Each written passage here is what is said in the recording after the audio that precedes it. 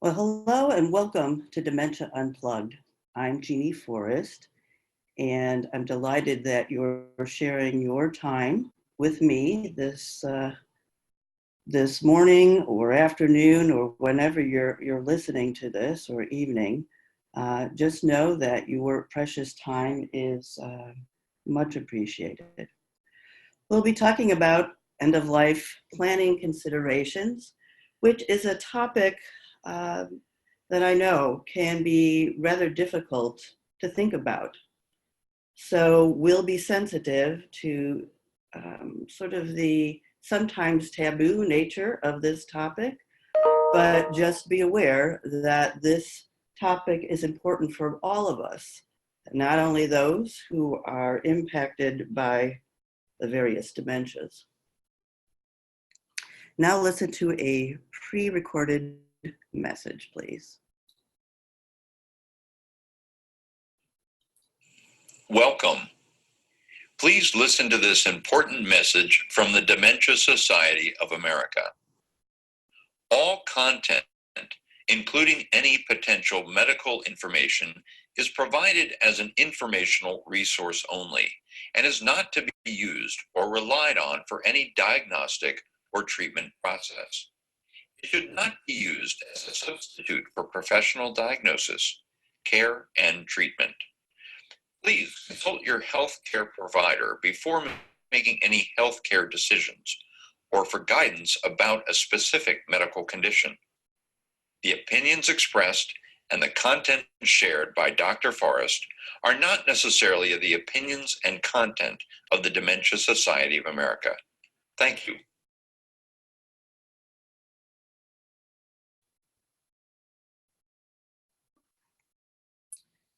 For those of you who may be new to the webcast, we typically try to start off with just a little bit of an overview about dementia. There's often a lot of vagueness or confusion about the difference between dementia and, let's say, Alzheimer's disease. So just a quick slide overview. Think of the word dementia like an umbrella term. On this slide, we use the analogy of cancer. There are various types of cancers: lung, prostate, breast. Similarly, there are about 70 different types of dementias, and Alzheimer's disease is just one of the most prevalent, followed by vascular dementia, mixed dementia, Lewy body, and frontal temporal. So when I use the word dementia, it is sort of inclusive of all of those. What's important to know on this slide for this particular webcast is that there are conditions that may mimic the outward presentation of dementia, and that could stem from severe depression, various vitamin deficiencies, hypothyroidism, problems with your thyroid. That's why it's so important to rule out any other underlying medical problem that may be presenting itself as a dementia-esque sort of symptom. That said, we are going to have you just understand that you may be a person with a various type of dementia or caring for someone as a family provider or as a healthcare provider. And this information is intended to kind of wrestle with some of those more challenging aspects. So why is it important to look at end-of-life planning? Well, number one, end-of-life planning helps to ensure that the person's wishes about particularly medical treatment are upheld. We're all unique, we're all different, and we all have our own preferences. The other piece is that it helps to provide direction and clarity for people who will be advocating on our own behalves or your behalf. There comes a point for people with various dementias where they can no longer speak for yourself. So therefore, it's always helpful to have an advocate. And lastly, it's important for end-of-life planning because it helps really to promote a more comfortable and peaceful death, and what that means on your terms. Unfortunately, at this point in our scientific understanding, there really is no cure for any of the dementias to date. And so from the start, it is a terminal disease. That said, it doesn't mean that things are going to happen quickly and people are dying within days. No, it's just at this point we don't have a cure. And so the focus here is how to plan and live one's best quality of remaining life, the amount we have. Interesting statistics. At this point, we have 1 in 3 individuals who are age 65 and older. They're dying with Alzheimer's or another dementia. Alzheimer's dementia is the 6th leading cause of death here in the United States. And not surprisingly, but it really is striking that between the year 2000 and 2017, deaths from heart disease are actually decreasing by 9% in the US, and deaths from Alzheimer's dementia has increased 145%. Now that has a lot to do with being more accurate in our detection of this problem and the reporting on death certificates. I'm showing a slide next of an MRI of a healthy looking brain tissue on the right and someone with advanced dementia on the left. For those who are just listening in, healthy brain tissue is dense, it's full, it fills a majority of the cranium or skull. For those impacted by the advanced disease, one could see a major shrinkage in the tissue with larger, what we call ventricles and spaces. The reason I put this slide here is that we don't see this from the outside. We don't see the changes that are occurring within the skull. And because the brain is responsible not only for our cognitive functioning, but for how our muscles respond and move and function.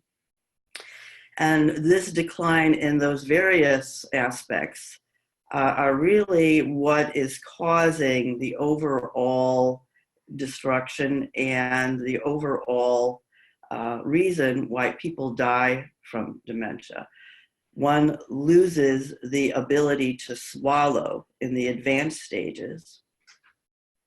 And because of that, there is often a pneumonia that develops. The next slide has to do with the continuum of dementia. And we understand now there's a phase called preclinical phase of dementia where there are basically no symptoms. And this can happen, we're learning, 15 to 20 years prior to the recognition that something is quite wrong and there's problems with daily functioning. Because the brain has so many cells, it takes that long for things to really kind of diminish before someone is symptomatic. People may undergo a phase called mild cognitive impairment, where there's an inkling that memory, maybe reasoning, being able to find oneself in a geographic location, wayfinding is becoming impaired, but it doesn't impact daily functioning. We understand that people do move to a diagnosis of the various dementias from a mild cognitive impairment, not always, and there's a lot of research looking at this aspect and why the gap.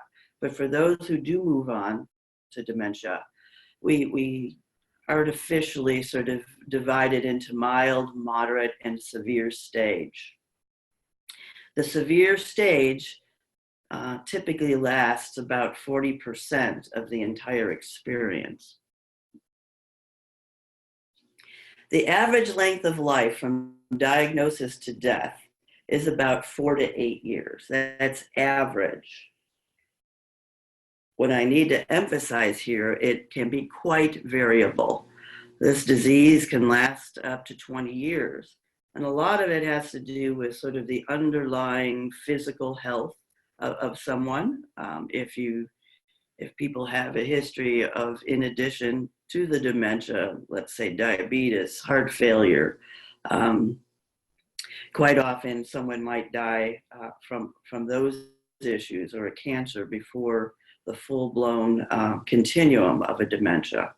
But as I said just a little earlier, most people die because they inhale or aspirate their own secretions or food and die of a pneumonia in the end stages. So I'm hoping this builds a case why it's important to start planning for the end of life upon diagnosis, or if not sooner.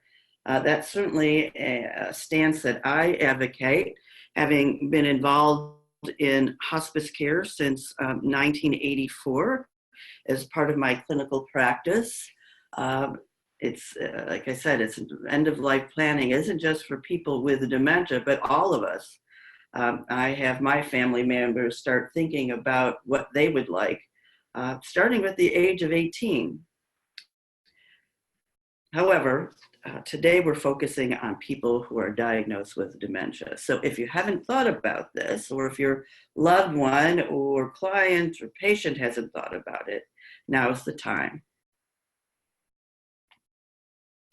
I'm showing a slide of a brand new baby, just birthed, still with the umbilical cord in place.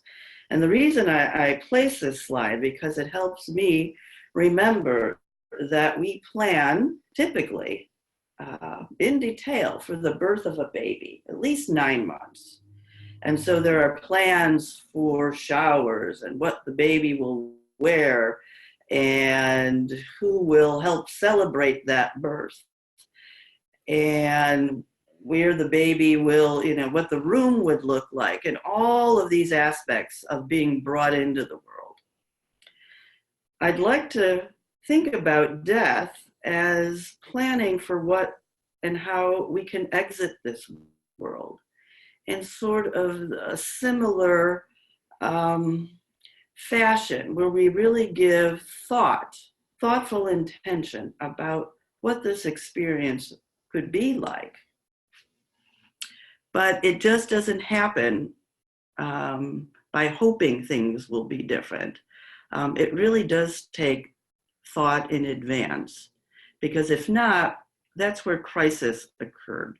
And the best we can anticipate, that'll really help to ameliorate some of those crisis decisions. I like to say there are no dress rehearsals when it comes to death and dying. Most of us die only once, unless we have sort of a Buddhist background. But, we have one time to get it right for our loved ones, for ourselves. And so let's think creatively on how end-of-life planning can make this happen. I give you sort of a checklist of where I see sort of the major elements of what should be included in end-of-life care planning. And I'm going to list them out first and then go in detail later. So the first one is identifying your power of attorney for healthcare, your POA. That is a person who will make decisions for you when you are no longer able. Who do you trust? The second one is power of attorney for finances. Now, it could be the same person, but often we have family or friends with different skill sets. And so we want to identify someone we trust who could manage our finances or estate. The third is the advanced care plan. This is where we typically think about what some of the medical decisions and treatments we'd like to have towards the end of life. Also include funeral arrangements. Would people know if you want to be buried, cremated, who the funeral director would be? The more pre-planning, the better, especially for the survivors. In the meantime, within all of this, there should be a focus on how do we want to enhance the quality of our remaining life.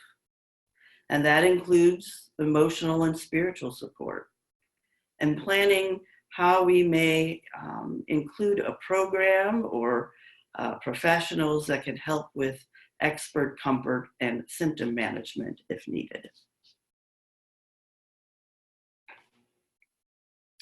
On April 16th of every year, it's called the National Healthcare Decisions Day.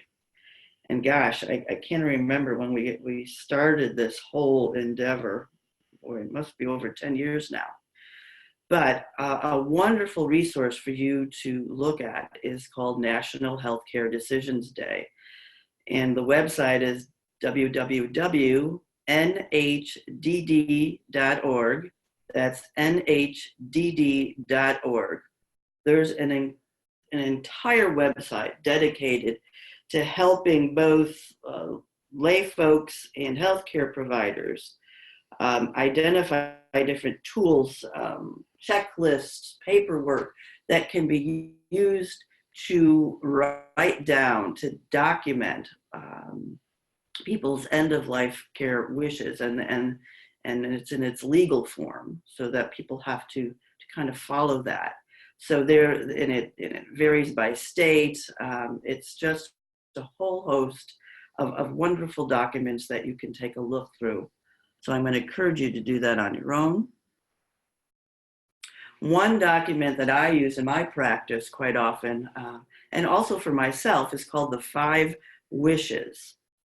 It's downloadable, or you can purchase it from the Aging with Dignity website. And I'll just read off in how this is presented. It asks you to identify the person I want to make care decisions for me when I can't, and that's your power of attorney for healthcare. I would also recommend that you identify 2 people in the event the first person isn't available. The second question is the kind of medical treatment I want or don't want, how comfortable I want to be. And we're going to spend a little time looking at how we can tailor our own comfort, how I want people to treat me. And the 5th wish is what I want my loved ones to know about me. It's a beautiful document, very, very user-friendly, and it's also available in Spanish.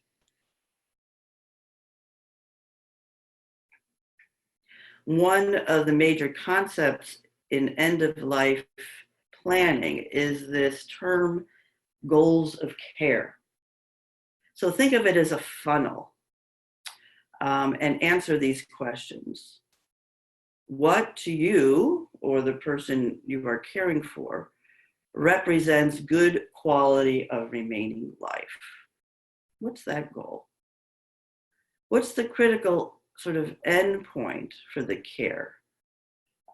For some diseases, it could be life prolongation. Others, it's comfort. Now, unfortunately, as I said, with our current understanding, we do not have a cure for various dementias. And so life prolongation may not make the most sense, but it really has to be your preference based on your values. What kind of care would be acceptable, and what would limit the care choice? So, for example, many people don't want to be rehospitalized in the last stages of dementia. So how could you make that happen? People want to be pain-free. So that's why it's important to have these discussions. Now, for those of you who are saying, well, I'm caring for a loved one, and we've never really had this formal discussion before. What you do if you are the power of a healthcare or your family member, you glean from their best discussions on what's been valuable. Perhaps you've had a discussion, a conversation after watching something on TV, or discussion after learning about the illness of someone. And perhaps this person has said, oh, I never want to be hooked up to machines. Oh, please don't ever let me be X, Y, or Z. That will give you some insight onto the values, and you act on their behalf. So the question is, when is someone dying from dementia? I'm starting at the 6-month marker. The 6-month eligibility comes from the hospice criteria requirements. And these are the indicators that you're looking for, that we're looking for. You need changes in all of these. You need assistance in all of these items below. Someone needs assistance with dressing, feeding, toileting, and walking, just assistance. Should be incontinent of stool or urine with no meaningful use of language. In addition to all of those, and you only need one of these changes in the last year, sort of an aspiration into food or fluid into the lungs, kidney or bladder infection, it could be a blood infection, bed sores, and more frequently what you see is the inability to maintain weight. They're really losing weight and having a hard time taking in sufficient fluid and calories. So at this point, this is where hospice would be available. Unfortunately, people wait way too long when someone may be what we call actively dying. But no, people are still walking, talking, eating, enjoying life. And so hospice is an additional program to add sort of a safety net to keep you on focus for your goals of care, prevent hospitalization. People come into the home, all the providers plus volunteers come into your home to provide additional support. And there is a bereavement program 13 months following the death. I give a visual of sort of the difference between palliative and hospice care. The word palliative just means to provide comfort. Palliative programs or approach can start anytime upon sort of a life-threatening illness or one that presents with many symptoms such as pain, shortness of breath, anxiety, constipation, you name it. Hospice comes in when we know that there is about 6 months left to life.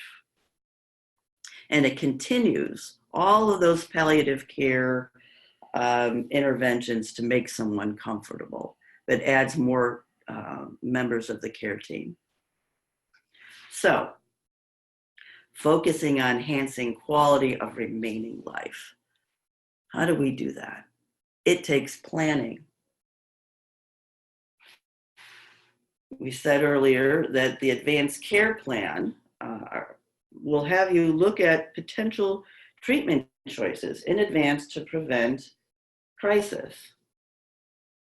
And you may not know exactly what you want at the moment, but it's always good to have a sense of what may be presented to you.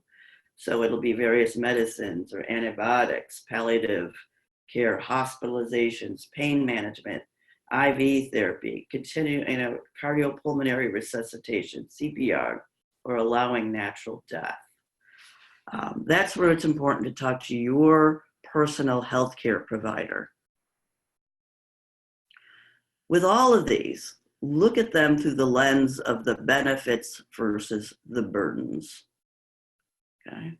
Sometimes the burdens outweigh the benefits for some of these interventions. One that I often hear is, let's say someone's in the advanced stages of dementia, and now it's time to get their yearly colonoscopy. Well, the question you ask is, if we were to find a tumor, what will we do with that result? If the answer is nothing, then why do the colonoscopy in the first place, right? It's very difficult for someone in the advanced stages to go through various diagnostic workups. So these are the kind of conversations I'm encouraging you to have with your healthcare provider, to understand the benefits versus the burdens. And so if it's more burdensome, the question is, do we even entertain that idea in the first place? When we talk about enhancing remaining quality of life, a major aspect for some people is integrating their spiritual or faith-based practices. Now, this may be modified based on the ability to communicate and understand. Another way of integrating and enhancing the remaining quality of life is to connect through the senses based on the person's preferences and planning in advance. So for example, in my 5 wishes, I have where I want to have lavender lotion massaged into my hands and feet and neck at my end of life. What is it that you would like? What would be important for you to hear or touch or taste, smell or see as your world narrows, perhaps to your room and your bed as you move towards end of life? What is important for your loved one based on what they've enjoyed through their life? Is it what looks like ice cream, right? Is it Rocky Road for some? Is it butter pecan for others? Your comfort foods. 2 to 3 months before death, this is what you'll see for people with dementia. They'll begin to have more difficulty swallowing and choking on food and fluids, need more help sitting up straight and walking, become incontinent of bowel and bladder. Words become severely limited.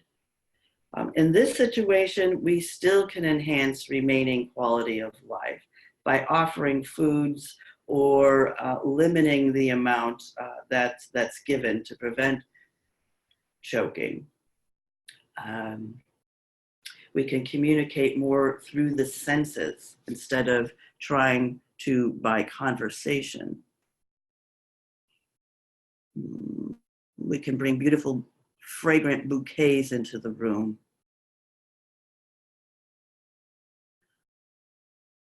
I like to say there's always something we can do to make someone more comfortable as we move towards end of life. In this picture, we brought a gentleman in his bed to connect to his wife who was dying. And so this long relationship of 60 plus years of marriage, they can still maintain that tactile intimacy. That's still important. Another message is nothing is routine. In this image, there is a grandfather with his great-great-grandson that he's cuddling in his bed. Weeks to days before end of life, people lose the entire ability to swallow. Because of that, there's less urine and bowel movement, and they sleep more throughout the day and night.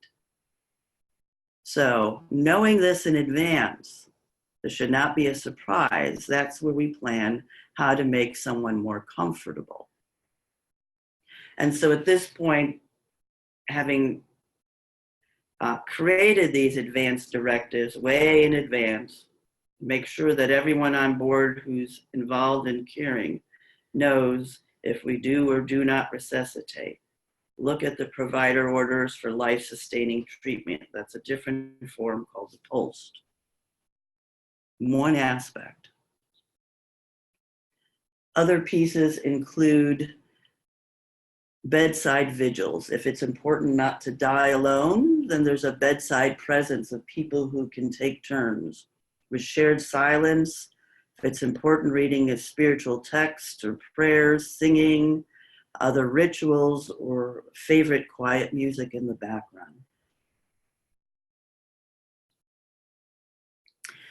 As we move to the very end, this is what we call the active dying phase. Active dying really means about 3 days before death. I think some people mix up end of life with active dying, and it's a very separate time in this continuum. So this is where people move into the semi-comatose or comatose state. Blood pressure decreases. You may see an increase in restlessness. Little to no urine output. The arms and the legs and the hands become cooler and sort of blotchy. Breathing changes to a sort of staggered pattern, and you may hear some gurgling in the lungs, particularly if there's extra fluid. Ultimately, all vital signs, blood pressure, pulse, breathing stops. During this phase, continued active vigil can take place before, during, and after. This is where I see a benefit of hospice care, coaching and guiding the family caregivers through this process. So it's not as scary, not as unexpected.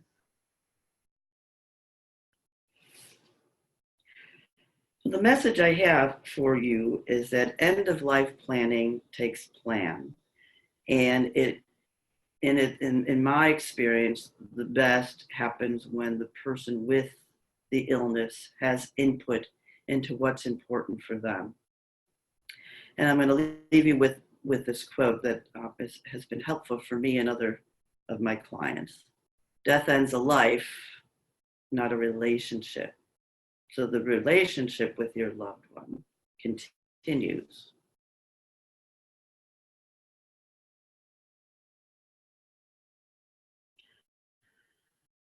This is one other aspect of how we're learning to care before we're finding the cures for these various dementias. I'm hoping you found this information helpful. And before we turn to our chat, I do want you to understand that I'm also available for one-on-one consultation privately. If you want to arrange a separate session, you can call me at 773-704-1834 or reach me through my website called Through the Forest at www.throughtheforest.com. I also want to thank the Dementia Society of America for hosting this platform, for hosting this webcast. It's a wonderful website with lots of caregiver information to support you. And you can reach their toll-free info line at 1-800-DEMENTIA or find them on Facebook, Twitter, and their website, dementiasociety.org.